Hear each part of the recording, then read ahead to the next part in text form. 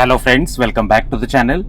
भाई आज की वीडियो में हम बात करेंगे कि डाउनहिल में अगर आप अपनी गाड़ी को कभी चला रहे हैं तो उसमें आपको क्या चीज़ों का ध्यान रखना है, कैसे कैसे अपनी गाड़ी को चलाना है जिससे प्रॉब्लम निकल के ना आए और अच्छे से आप अपनी गाड़ी को कंट्रोल कर सकें। अब देखिए, डाउनहिल ड्राइविंग में ना कुछ चीज़ें आपको ध्यान रखनी है जो कि खतरनाक हो सकती हैं अगर आप कभी ऐसी रोडों पर ड्राइव नहीं कर रहे हैं। तो करना क्या है आपको, देखिए शुरुआत में जब भी आप डाउनहिल आ रहे हैं तो स्पीड कंट्रोल बहुत ज़्यादा इंपॉर्टेंट रोल प्ले करता है, क्योंकि भाई अगर आप स्पीड को कंट्रोल करके नहीं चलेंगे तो नुकसान हो सकता है, क्योंकि गाड़ी को कंट्रोल करने में प्रॉब्लम आती है।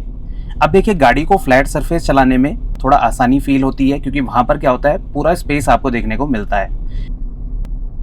ऐसी संकरी जगह में अगर आप गाड़ी चला रहे हैं तो यहाँ पर आप देख सकते हैं कि कोने में ज़्यादा स्पेस नहीं है।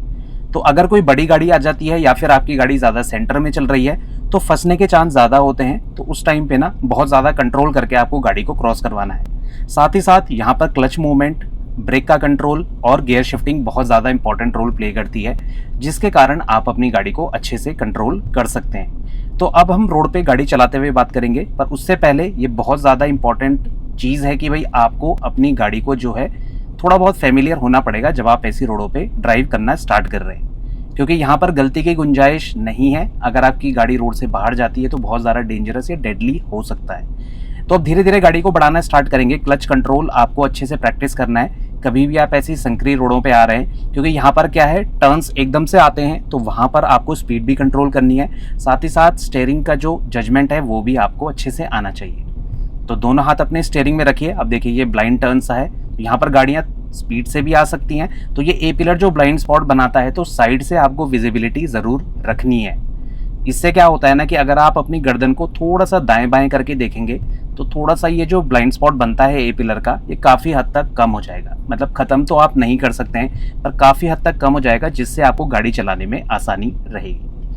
अब बीच बीच में आप अपनी गाड़ी को रोकते रहें। पीछे अगर कोई गाड़ी चिपक के चल रही है तो उसे पास देते रहें। इससे होगा क्या ना, आप क्लच की भी अच्छे से प्रैक्टिस कर लेंगे। अब देखिए कितना कोने में जाके मैंने गाड़ी को क्लोज निकाला।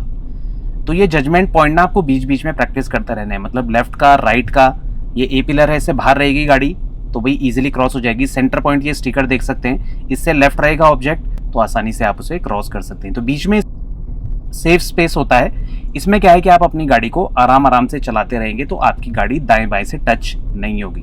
तो ये चीज़ अब देखिए, राइट से निकली है, ये देखिए थोड़ा क्लोज निकली, बट स्पेस था मेंटेन फिर भी, तो आराम से मैंने क्रॉस कर ली।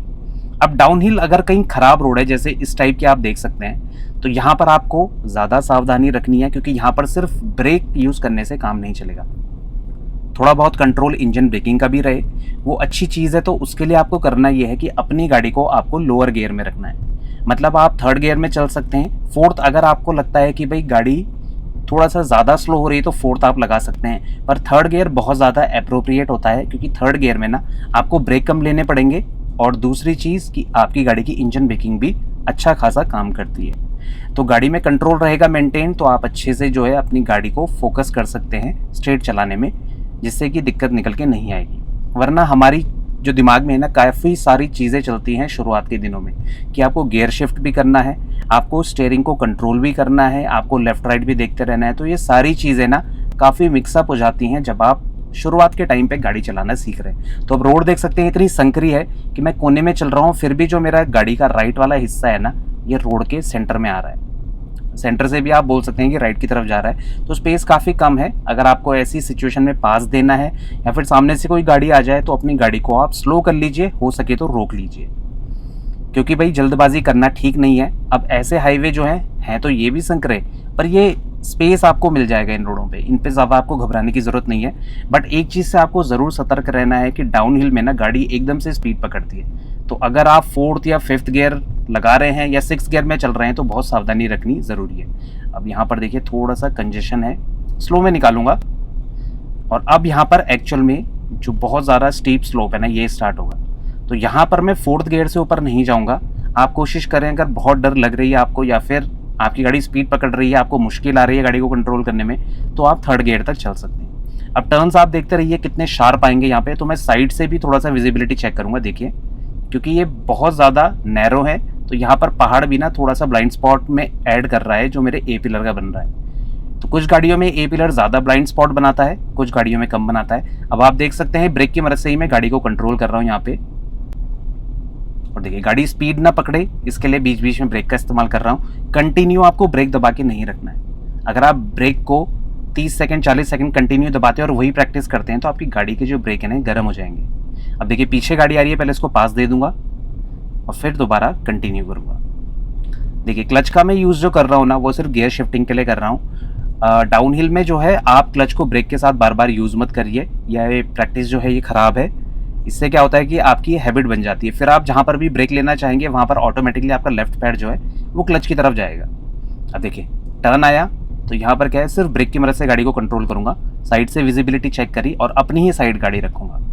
अब ये अगला इंपॉर्टेंट पॉइंट निकल के आता है कि गाड़ी को आपको अपनी ही साइड पे रखना है। अगर आपकी गाड़ी बाहर जाती है तो वो डेंजरस हो सकता है, क्योंकि इससे क्या होगा कि आपको पता नहीं चलेगा किस पॉइंट पे जाके आपकी गाड़ी ज़्यादा बाहर चलेगी और सामने से कोई गाड़ी आएगी। अब देखिए कितना शार्प टर्न है और जैसे ही गाड़ी स्ट्रेट हुई और अब दोबारा से एक और टर्न आ गया। तो इसीलिए डेंजरस होता है पहाड़ी रास्तों में या ऐसे डाउनहिल में आने में, क्योंकि यहाँ पे स्पीड भी ज़्यादा रहती है, टर्न्स भी अचानक से आते हैं। तो अगर आपकी गाड़ी थोड़ा सा बाहर चलेगी और सामने से भी गाड़ी स्पीड से रही तो भाई कोलिजन हो सकता है। अब देखिए सिर्फ ब्रेक की मदद से कंट्रोल कर रहा हूँ, इस टाइम पे एक्सीलरेटर की ज़रूरत नहीं है और गाड़ी जैसे ही अप्रोच कर रही है टर्न पे थोड़ी देर पहले ब्रेक लेना स्टार्ट करूँगा। जैसे ही मेरी गाड़ी की स्पीड कंट्रोल हो जाएगी फिर मैं धीरे धीरे ब्रेक को रिलीज़ करना स्टार्ट करूँगा। तो यहाँ पर ब्रेक कंट्रोल बहुत ज़्यादा इंपॉर्टेंट है। अब देखिए काफ़ी ज़्यादा स्पीड पकड़ ली है गाड़ी ने, तो अब धीरे धीरे ब्रेक को तेज़ी से प्रेस करूँगा और क्लच दबा के डाउन शिफ्ट कर लूँगा। देखिए तो यहाँ पर आप देख सकते हैं क्लच को मैं बिना बात के इस्तेमाल नहीं कर रहा हूँ, मेरा पैर जो है ये डेड पेडल के ऊपर है। ये देखिए, तो बस ऐसे ही आपको गाड़ी को चलाते रहना है और आप साइड भी देख सकते हैं मैक्सिमम टाइम मेरी गाड़ी अपनी ही साइड है।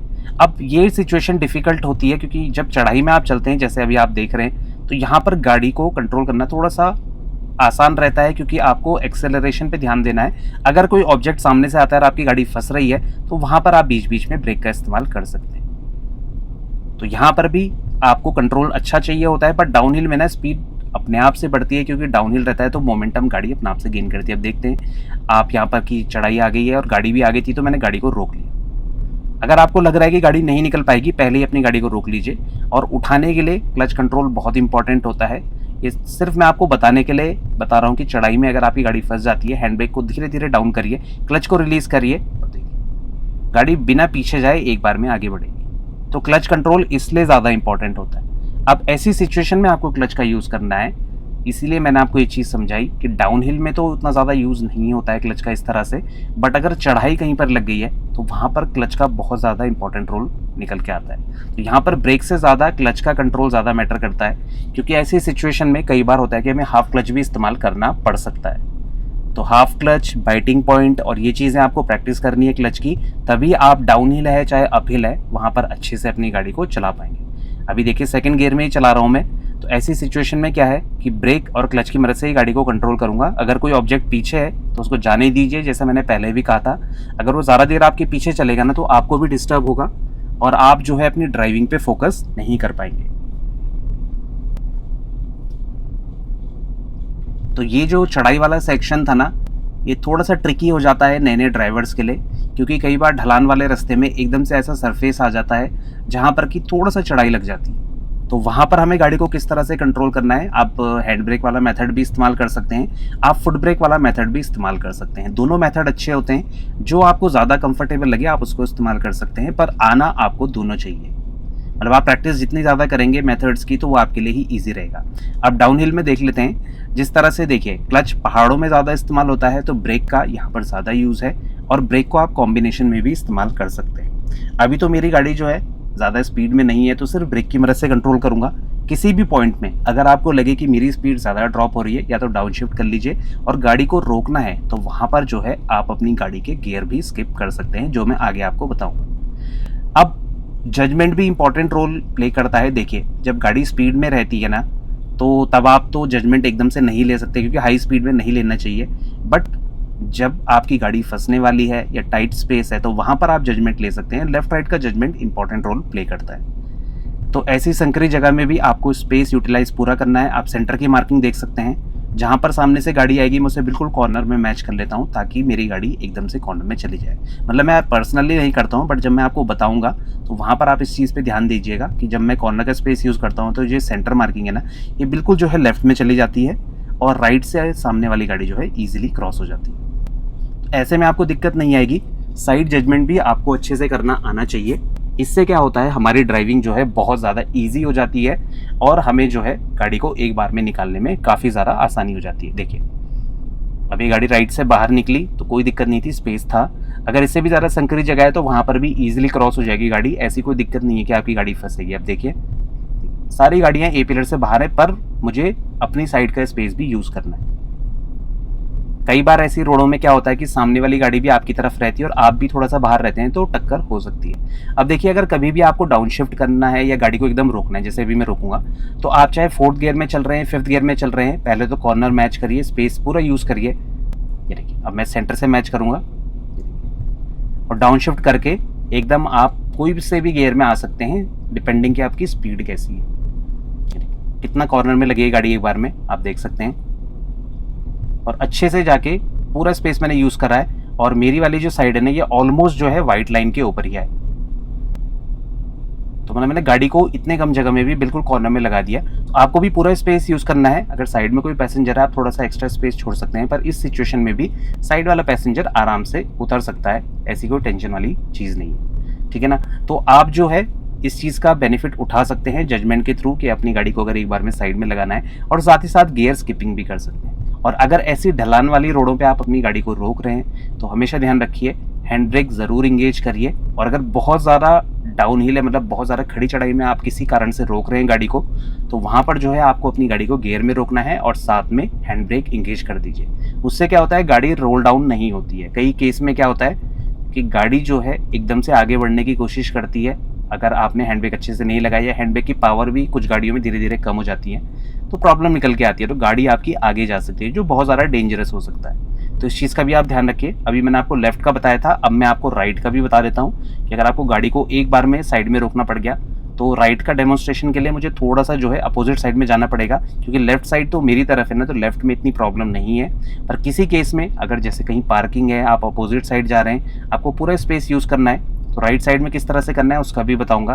पर एक और चीज़ आप ध्यान रखिए, देखिए जब भी डाउन हिल आप चल रहे हैं ना, तो यहाँ पर क्या है, इमरजेंसी ब्रेक भी आपको लेने पड़ सकते हैं। तो उस केस में वही चीज़ आपको फॉलो करनी है कि आप तुरंत से डाउन शिफ्ट करके जो गियर आपको सूटेबल लगता है आप उसमें आ सकते हैं, या पहले आप ब्रेक यूज़ करिए जिससे कि आपकी स्पीड तेज़ी से नीचे आएगी।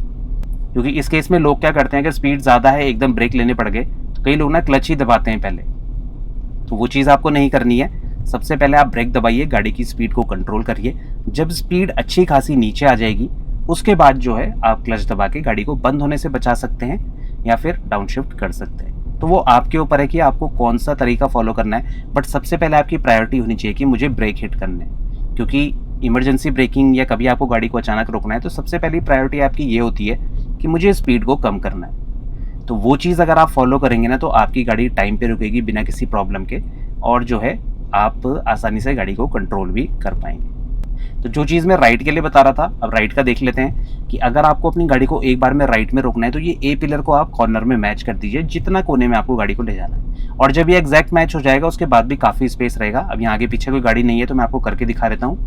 वैसे आपको रॉन्ग साइड जाना नहीं है, बट यहाँ पे सिर्फ यही पॉइंट है डेमोन्स्ट्रेशन के लिए, थोड़ी खुली जगह है। अब देखिए बिल्कुल कॉर्नर से मैंने मैच कर दिया है, आप देख सकते हैं राइट ए पिलर को, और आप स्पेस देखिएगा आप कितना कोने में जाके गाड़ी लगी है। ये देखिए दरवाज़ा खुल सकता है, आराम से आप उतर सकते हैं, और गाड़ी बिल्कुल कॉर्नर में जा चुकी है।